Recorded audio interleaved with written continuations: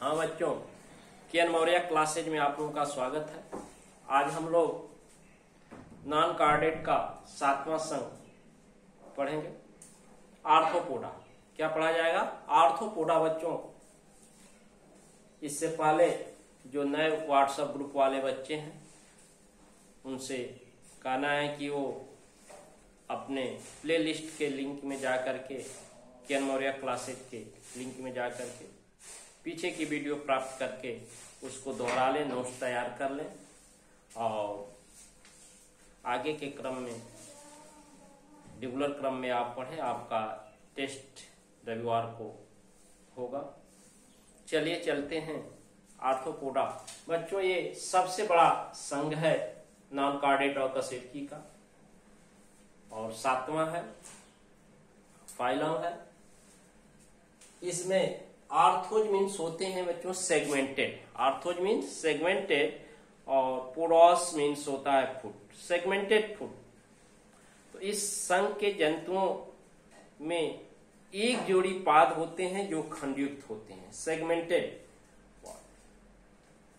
जिन जंतुओं का पैर खंडित होता है, कई सेगमेंट से बना होता है, उनको आर्थ्रोपोडा संघ में रखा जाता है। बच्चों चलिए चलते हैं।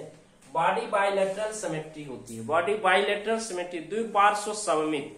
द्विपार्श्व सममित का अर्थ होता है कि बॉडी का डॉर्सल और वेंट्रल सरफेस होता है, पृष्ठ और प्रतिपृष्ठ सतह, दो सतह पाए जाते हैं, और अनेक खंडों से बटा होता है, अनेक खंडों में बटा होता है बॉडी।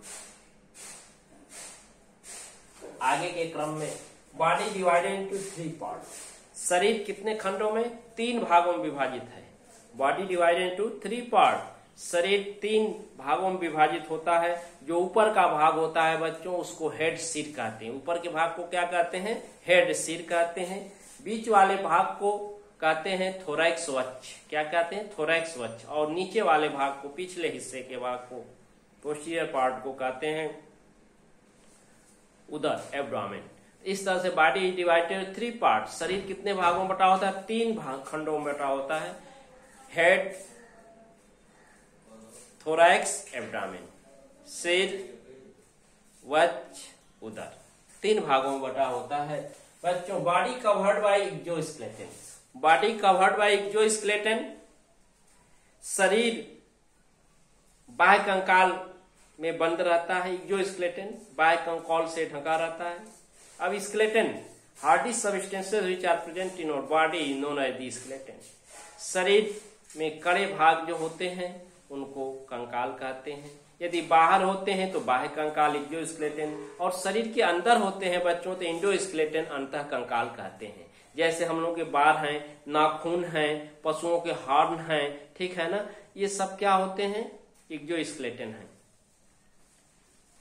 और इंडोस्केलेटन में अस्थि और उपास्थि आती है। कड़ा भाग है अस्थि, बोन एंड कार्टिलेज। अब इसमें ये जो एक्सोस्केलेटन होता है मेड अप ऑफ काइटिन। ये मेड अप ऑफ माने बना होता है किससे? काइटिन से निर्मित होता है। और काइटिन क्या है? स्ट्रक्चरल पॉलीसेकेराइड है, संरचनात्मक पॉलीसेकेराइड है। और पॉलीसेकेराइड क्या है बच्चों? एक प्रकार का कार्बोहाइड्रेट है। कार्बोहाइड्रेट जानते ही हैं, ये कार्बन, हाइड्रोजन और ऑक्सीजन तत्वों से मिलकर बना होता है। 1 संबंधे 2 संबंधे 1 के अनुपात में बना होता है, ठीक है ना। सोर्स ऑफ एनर्जी होता है। मोनोसेकेराइड, डाइसेकेराइड, पॉलीसेकेराइड 3 भागों में बटा होता है। तो ये काइटिन क्या है? एक प्रकार का पॉलीसेकेराइड है। चूंकि बाह्य कंकाल के निर्माण में भाग लेता है, इसलिए इसको स्ट्रक्चर पॉलीसेकेराइड, संरचनात्मक पॉलीसेकेराइड कहते हैं। और ये एक्सोस्केलेटन का निर्माण करता है। चलिए, आर्थ्रोपोडा के शरीर से एक्सोस्केलेटन उतरता रहता है। आर्थ्रोपोडा के शरीर, आर्थ्रोपोडा संघ के जंतु जो होते हैं उनके शरीर से एक्सोस्केलेटन, बाह्य कंकाल उतरता रहता है, हटता रहता है, और उनके जगह नया बाह्य कंकाल, न्यू एक्सोस्केलेटन आता रहता है, ठीक है। जैसे आपकी चमड़ी छूट रही है, पुरानी चमड़ी, तो नई चमड़ी, स्किन, नई स्किन आती रहती है। उसी तरह से आर्थ्रोपोडा संघ के जंतुओं के शरीर से जो बाह्य कंकाल होता है वो हटता रहता है और नए बायकंकाल एक्सोस्केलेटन फॉर्म निर्मित होते रहते हैं। इस क्रिया को मोल्टिंग कहते हैं। यही क्रिया क्या है? Moulting. Moulting is a process in which any arthropods exoskeleton destroy in place of exoskeleton for the new exoskeleton, which process is known as molting. Moulting एक ऐसी क्रिया है जो आर्थ्रोपोडा संघ के जंतुओं के शरीर से जब बाह्य कंकाल हटता है, नष्ट होता है, उतरता रहता है, तो उसके जगह दूसरा बाह्य कंकाल निर्मित होता रहता है। इसी क्रिया को मोल्टिंग कहते हैं बच्चों। तो एक याद रखें, मोल्टिंग स्पेशल कैरेक्टर है। शरीर के प्रत्येक खंड में एक जोड़ी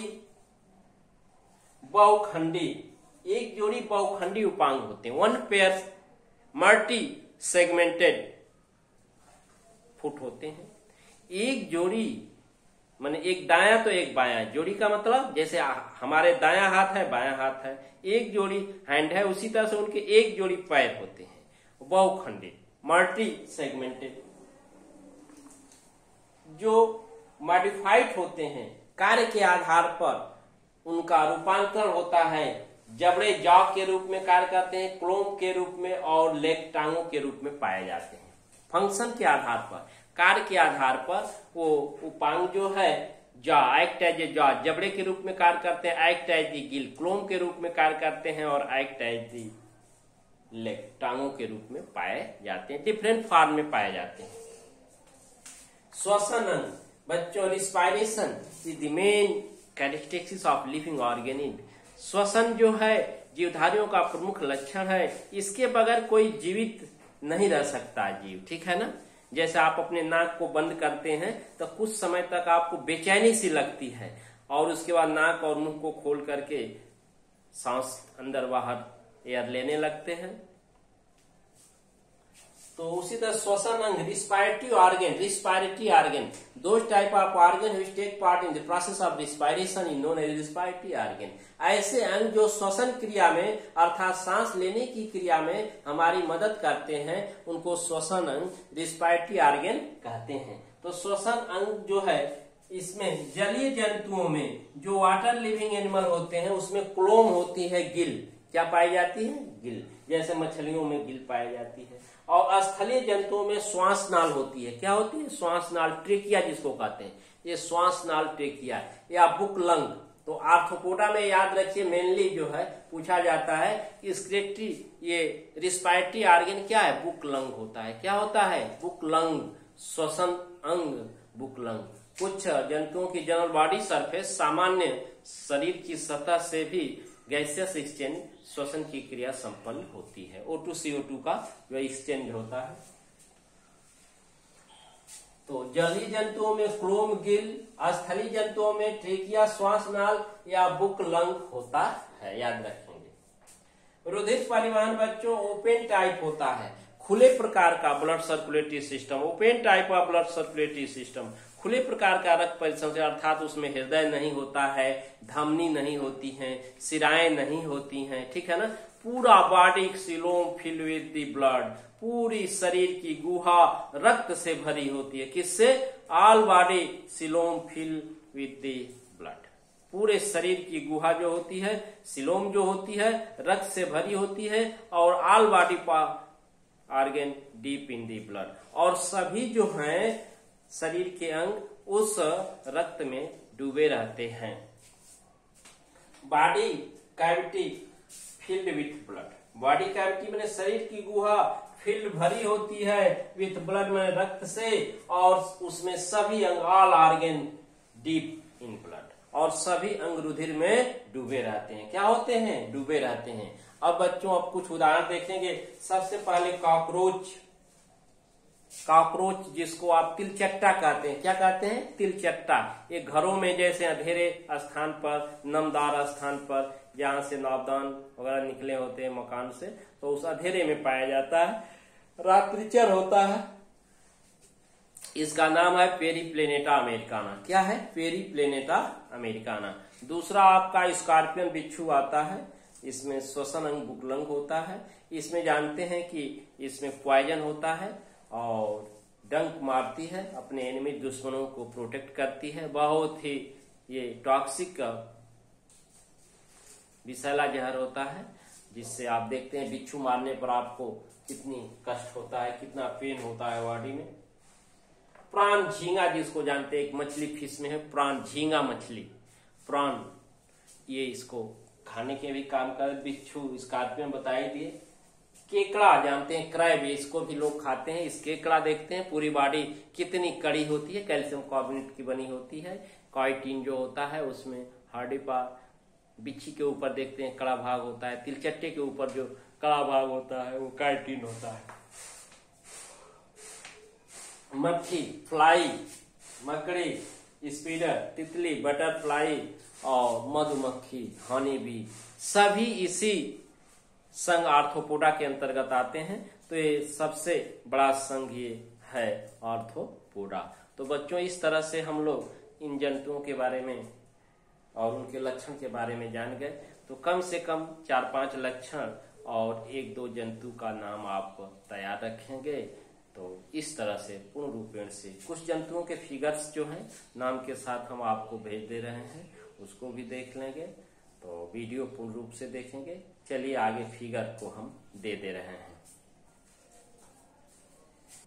हाँ बच्चों, ये बहुत से फिगर्स हैं। इसमें आप देख सकते हैं कि सबसे नीचे कॉकरोच है, जिसका हेड पोर्शन है सिर ऊपर और वक्ष भाग नीचे का, बीच का, और नीचे का पाद जो है एब्डोमेन है, पाद होते हैं। इसमें स्पर्शक ऊपर है, टेंटिकल्स, जिससे अपने भोजन और एनिमीज का पता लगाता है।